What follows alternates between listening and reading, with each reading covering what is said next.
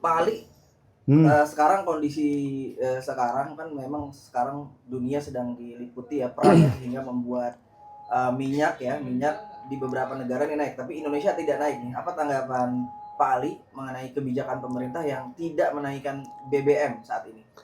yang pertama, saya atas nama APLI Perjuangan, PKL UMKM, dan rakyat kecil, ya, yang jumlahnya 70 juta rumah tangga dan 65,4 juta UMKM, mengucapkan apresiasi dan terima kasih kepada Presiden Prabowo Subianto yang tidak menaikkan harga BBM subsidi dan gas melon bersubsidi.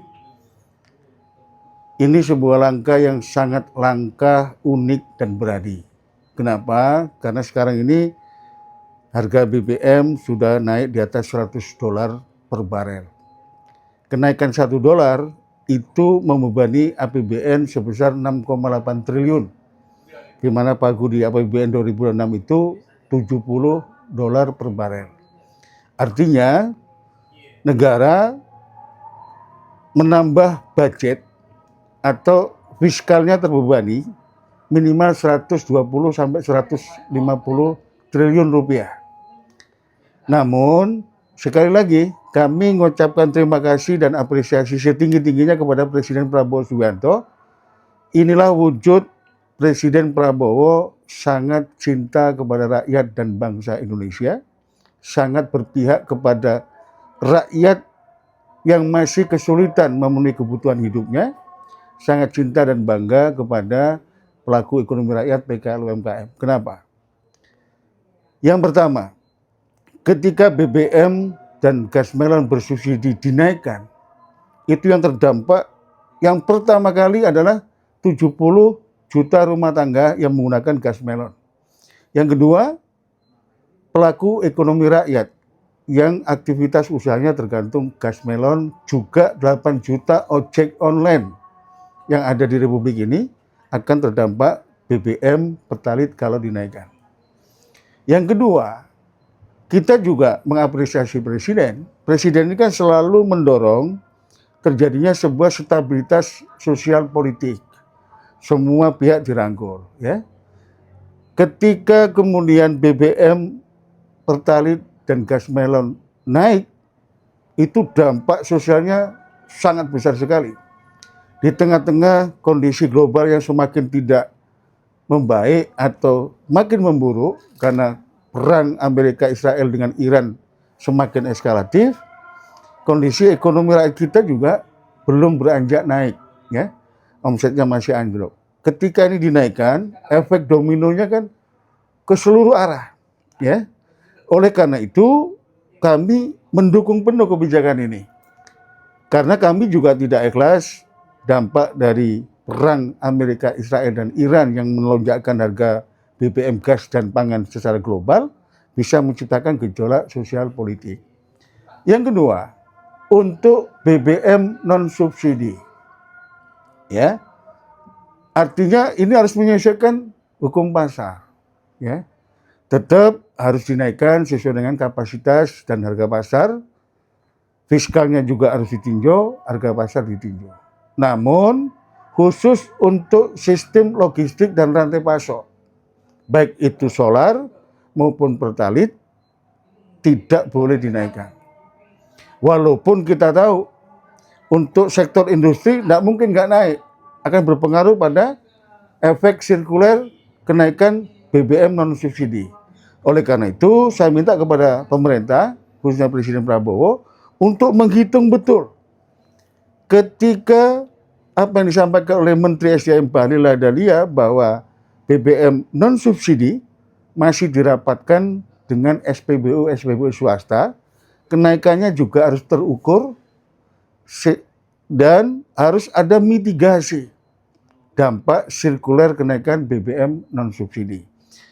Ketiga, penerimaan negara, katakanlah pemerintah menyampaikan batu bara, bata, ya, ada nikel dan yang lainnya, itu bisa menutupi fiskal.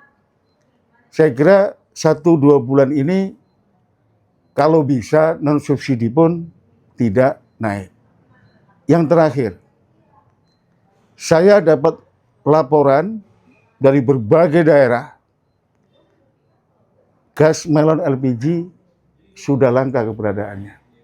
Ya. Kemudian yang kedua, harga plastik itu naik hampir 100%. Yang awalnya 29 per kilogram, sekarang di Surabaya sudah Rp43.000. Demikian juga harga kedelai yang merupakan bahan baku industri tempe dan tahu rakyat, dan ini makanan tradisional. Saya orang Jawa, kalau nggak makan tempe tahu, makan itu belum sedap begitu. Ini sudah mengalami kenaikan. Beranjak. Dampak dari sebuah situasi global, baik itu kenaikan impor kedelai, logistik, transportasi, juga asuransi, karena ketegangan di Amerika, Israel, dan Iran. Oleh karena itu, saya minta kepada Presiden Prabowo, yang pertama, pastikan melalui Presiden bahwa keberadaan gas melon dan BBM bersubsidi tidak langka ketersediaannya. Kalau ini langka, jangan nunggu seminggu. 2-3 hari aja pasti terjadi gejolak sosial politik. Dan itu kami tidak ingin terjadi. Ketika negara fiskalnya tertekan, ya, rakyat kecil itu kan tidak berpikir macam-macam. Yang penting gas melon ada, yang penting ojol pertalitnya nggak tersumbat ketersediaannya, mereka nggak pernah protes sama negara. Mereka juga nggak pernah tanya, Presiden dapat uang dari mana. Kalau bagi saya, Presiden mau utang ke luar negeri atau utang di dalam negeri, tidak masalah. Berapapun triliun. Mau 100 triliun, mau 1000 triliun, tidak masalah. Yang penting, ketersediaan gas melon dan pertalit dijaga negara. Yang kedua, aparat hukum menegakkan penyimpangan atau penimbunan pertalit maupun gas melon. Kemudian yang kedua, yang tidak kalah pentingnya, ya, kebijakan-kebijakan pemerintah Presiden Prabowo Subianto untuk efisiensi. Yang pertama WFH, ya, setiap hari Jumat. Untuk ASN, juga WFH untuk swasta. Itu betul-betul ditegakkan secara tertib. Pemerintah harus punya sistem. Ali Masyur ini WFH atau WFA. Ternyata saya bukan di rumah saya di Pondok Gede, tapi ada di puncak misalkan. Harus dikasih sanksi tegas. Karena kalau ini tidak ditegakkan, WFH itu akan menjadi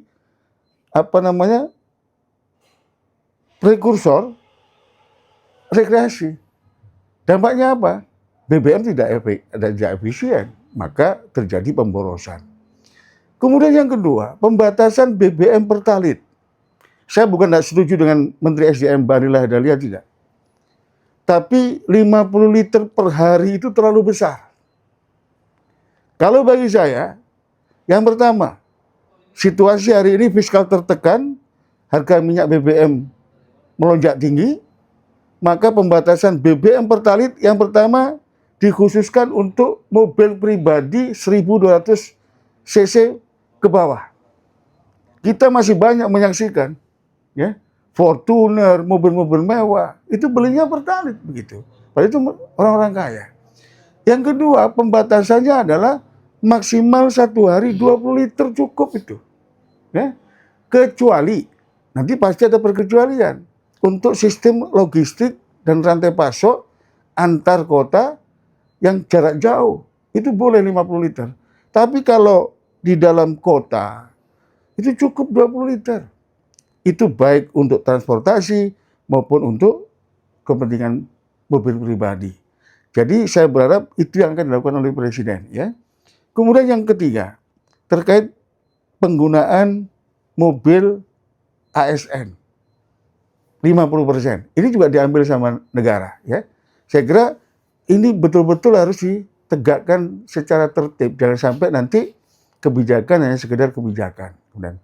Kemudian yang kedua, saya dukung, ya, pemerintah mengambil kebijakan makan bergizi gratis hanya diberikan pada saat hari sekolah.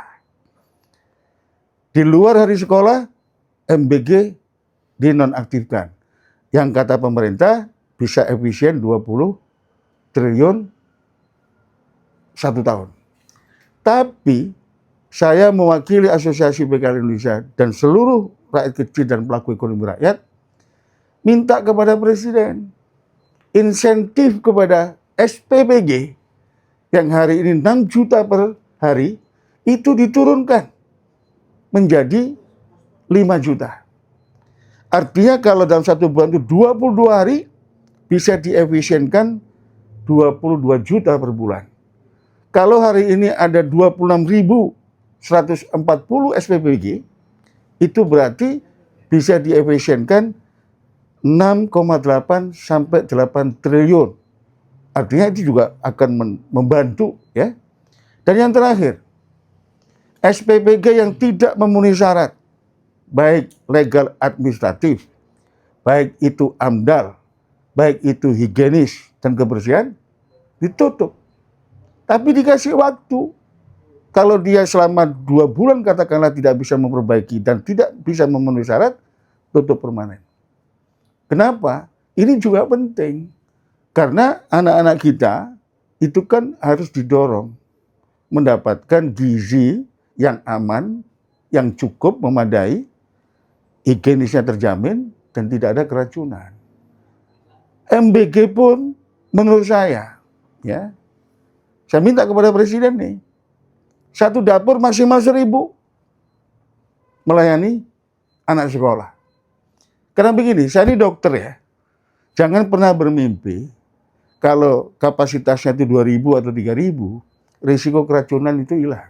Pasti high risk. Nah, kalau dia 1.000, risiko keracunan itu mengecil, gitu ya.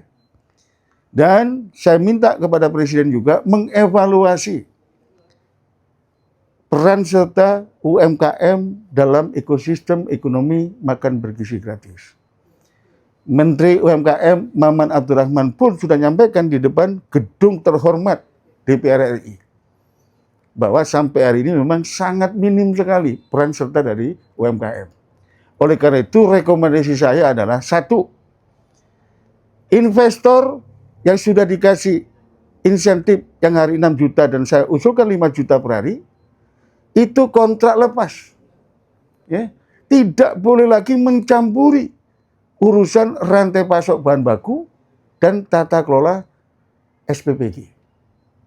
Yang kedua, rantai pasok bahan baku MBG harus dihadirkan badan usaha lain.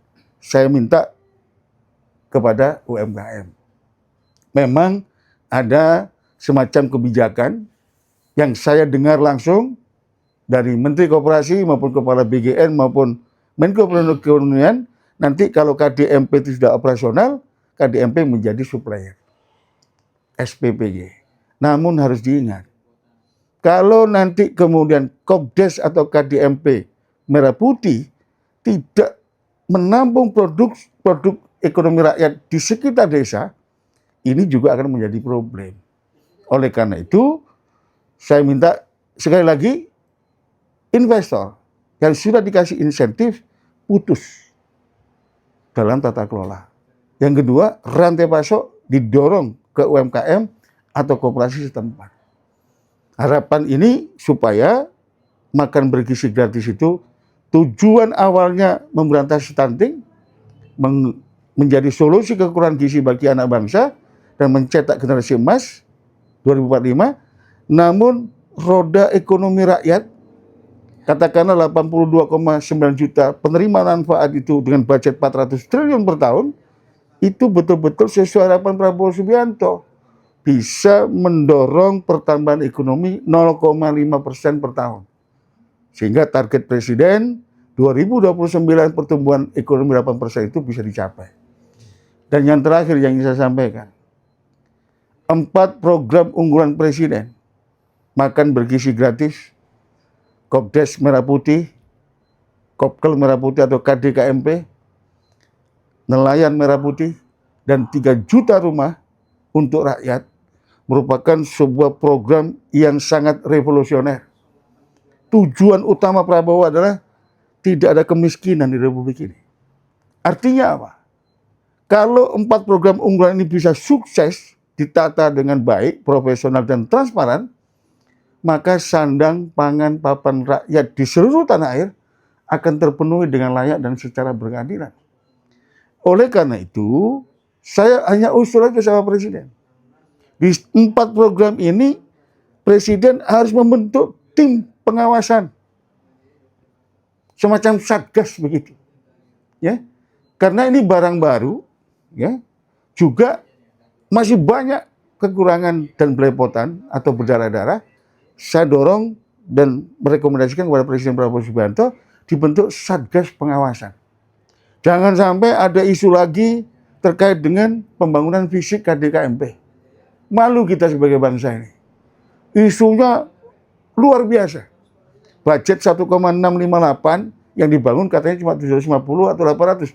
Benar atau tidak itu aparat hukum yang memastikan. Juga ada isu impor mobil pick up misalkan. Dan ini kita tidak ingin itu menjadi sebuah informasi yang selalu tiap hari masuk ke rakyat dan bangsa kita.